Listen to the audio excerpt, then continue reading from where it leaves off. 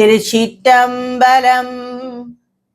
தொல்லை இரும் பிறவீழ் சூழ்ந்தனை நீக்கி அல்லல் அறுத்தானந்தமாக்கியதே எல்லை மறுவான் நெறியளிக்கும் வாதவூரெங்கோன் திருவாசகம் எனுந்தேன். திருச்சிற்றம்பலம். நாம் திருவாசகத்தில் வரும் 5வது பாடலான திருச்சதகத்தின் விளக்கத்தை பார்த்து கொண்டிருக்கிறோம். அதில் வரும் 3வது பாடலான சுற்றறுத்தல் என்ற பாடலின் விளக்கத்தை பார்த்து கொண்டிருக்கிறோம். மேலும் சில வரிகளின் விளக்கத்தை பார்ப்போம். ஆயனான் மறையவனும் நீயே யாதல் அறிந்து யான் யாவரினும் கடையனாய நாயினேன் நாதலையும் நோக்கி கண்டு நாதனே நான் உனக்கோர் அன்பன் என்பேன் ஆயினே நாதலால் ஆண்டு கொண்டாய் அடியார்தாம் இல்லையே அன்றி மற்றோ பேயனேன் இதுதான் நின் பெருமை அன்றே எம்பெருமான் என் சொல்லி பேசுகேனே. அடிகளார் கூறுகிறார், ஆயனான் மறையவனும் நீயேயாதால் 4 வேதங்களும், மறைகள் என்றால் 4 வேதங்களும் உன்னையே போற்றி புகழ்கின்றன. அவ்வளவு பெரியவன் நீ. உன்னை பற்றியே விளக்குகின்றன. பிரம்மம் என்ற பெயரில் உன்னை பற்றிதான் விளக்குகின்றது. இதை அறிந்தவர்கள் தான் ஞானிகள். உன்னை பிரீதி செய்யவும், உன்னை வணங்கவும், உன்னை போற்றவும் தான் எல்லா பூஜைகளும் இருக்கின்றது. இந்த பிரபஞ்சத்திலே மிகவும் பெரியவன் நீ.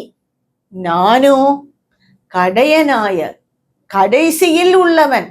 அதில் மிக கடைசியில், அட் த எண்ட் கூறுவார்களே, கடைசியில் உள்ளவன் நான். நீயோ அவ்வளவு பெரியவன், நானோ மிகவும் சிறியவன். இருந்தும் நீ என்னை ஆட்கொண்டிருக்கிறாயே. ஏன் உனக்கு வேறு அடியார்களே இல்லையோ? அது மட்டுமல்ல, நீ என்னை அன்பன் என்று நீ அறிவித்து வேறு விட்டாய். நான் உனக்கு அன்பன் என்று நீ எல்லோரிடம் அறிவித்து விட்டாய். நீ என்னை ஆட்கொண்டால் அதுதானே அதன் விளக்கம். நீ என்னை ஆட்கொண்டு விட்டாய். நான் உனக்கு அன்பன் என்று நீ எல்லாரிடமும் கூறிவிட்டாய். ஏன் உனக்கு வேறு அடியார்களே உனக்கு இல்லையோ? ஆயினே நாதனால் ஆண்டு கொண்டாய் அடியார்தாம் இல்லையே அன்றி மற்றோ. உனக்கு ஏன் வேறு அடியார்களே இல்லையா? இது எல்லாம் உன்னுடைய பெருமையப்பா, உன்னுடைய கருணை, உன்னுடைய பெருமை. சிவன் என்றால் இதுதான். சிவனை வணங்கிவிட்டால் போதும், அவர் அந்த பக்தனுக்காகவே மாறிவிடுவார். நம்மை காப்பாற்றுவதற்காகவும், நமக்கு வேண்டியவதை செய்வதற்காகவும், நம்மை நல்வழியில் திருப்புவதற்காகவும் அவன் நமக்கு ஒரு காவலாளி போல் நின்று கொண்டே இருப்பார். அதுதான் சிவன். இது எல்லாம் உன் பெருமை, உன் மகிமை, உன் கருணை. இதை நான் என்ன சொல்லி புகழுவேன், என் சொல்லி பேசுகேனே. இதை நான் எவ்வாறு என்ன சொல்லி நான் பேசுவேன்? எனக்கு அவ்வளவு எல்லாம் திறமையெல்லாம் கிடையாது. மற்ற அடியார்களை போல் நான் பெரும் புத்திசாலியோ பெரும் பக்தனோ ஒன்றும் இல்லை. உன்னை வணங்கினேன், அதற்காக நீ இவ்வளவு பெரியது எனக்கு தந்திருக்கிறாய். நீயோ பெரியவன், இந்த பிரபஞ்சத்திலே பெரியவன். நானோ சிறியவன். என்னை நீ ஆட்கொண்டு மற்றவர்களுக்கு நான் உன் அன்பன் என்பதையும் நீ அறிவித்து விட்டாய். வேறு எவ்வளவோ பக்தர்கள் இருக்கிறார்கள், அடியார்கள் இருக்கிறார்கள். இருந்தும் என்னை நீ தேர்ந்தெடுத்திருக்கிறாய். இது உன் பெருமை, இது உன் மகிமை, இது உன் கருணை என்று கூறுகிறார் அடிகளார். இதை நான் என் சொல்லி புகழுவேன் என்றார் மாணிக்கவாசகர்.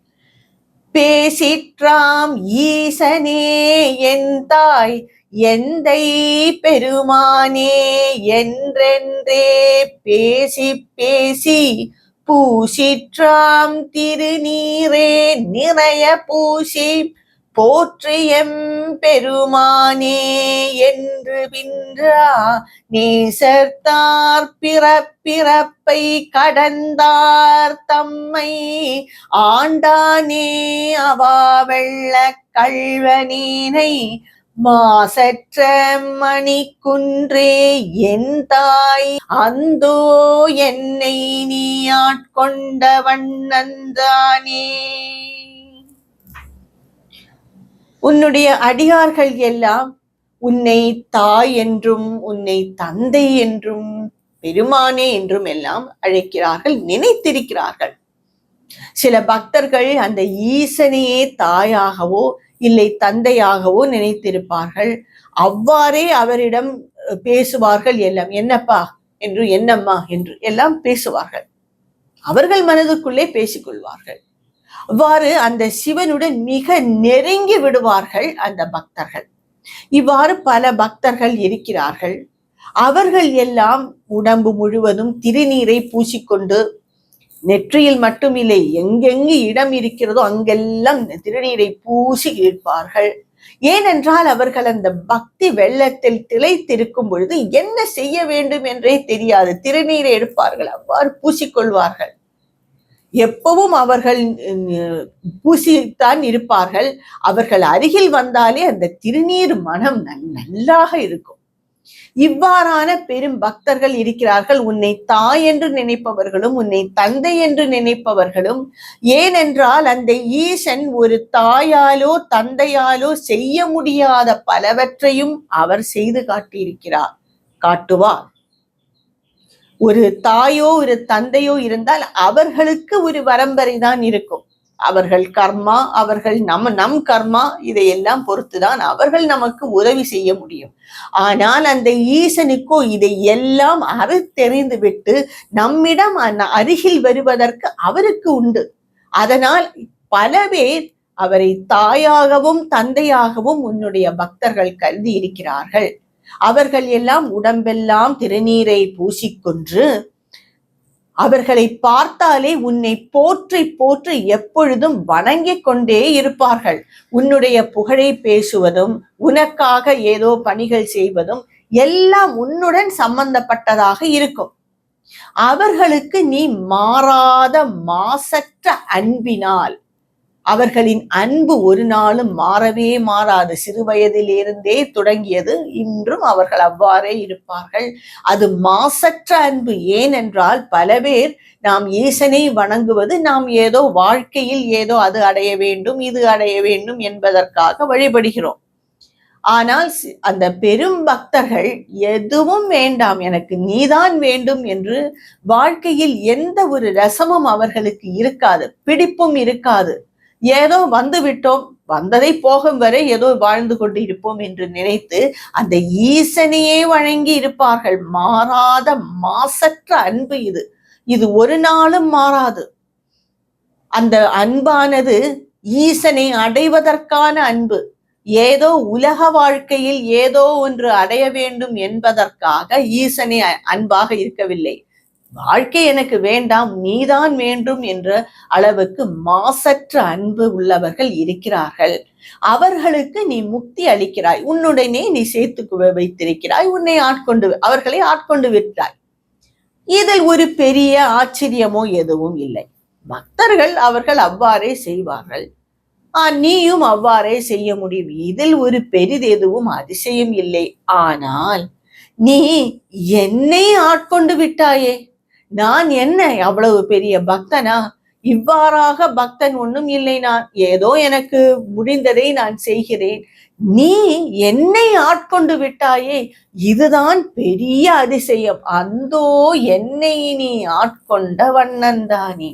நானோ ஒரு உலக வாழ்க்கையில் ஆசை வைத்துக் கொண்டிருக்கும் ஒரு சாதாரண மனிதன். இந்த கள்வனை, என் மனம் முழுவதும் உலக வாழ்க்கையில் சென்று கொண்டிருக்கிறதே, இந்த கள்வனை நீ ஆட்கொண்டு விட்டாயே, இது அல்லவோ பெரும் அதிசயம். என்று உருகுகிறார் மாணிக்கவாசகடிகளார். என்னை நீ ஆட்கொண்டு விட்டாயே, இதற்கு மேல் எனக்கு என்ன வேணும்? அந்த அளவுக்கு நான் உனக்கு என்ன செய்தேன்? அந்த அடியார்கள் செய்யும் அளவுக்கு ஒரு தூசி கூட நான் செய்யவில்லையே, என்னை நீ ஆட்கொண்டு விட்டாயே ஈசனே என்று உருகுகிறார் மாணிக்கவாசகடிகளார். மேலும் அவரின் பல கருத்துக்களை, அழகான வரிகளை என்னுடைய அடுத்த வீடியோவில் காண்போம். திருச்சிற்றம்பலம்.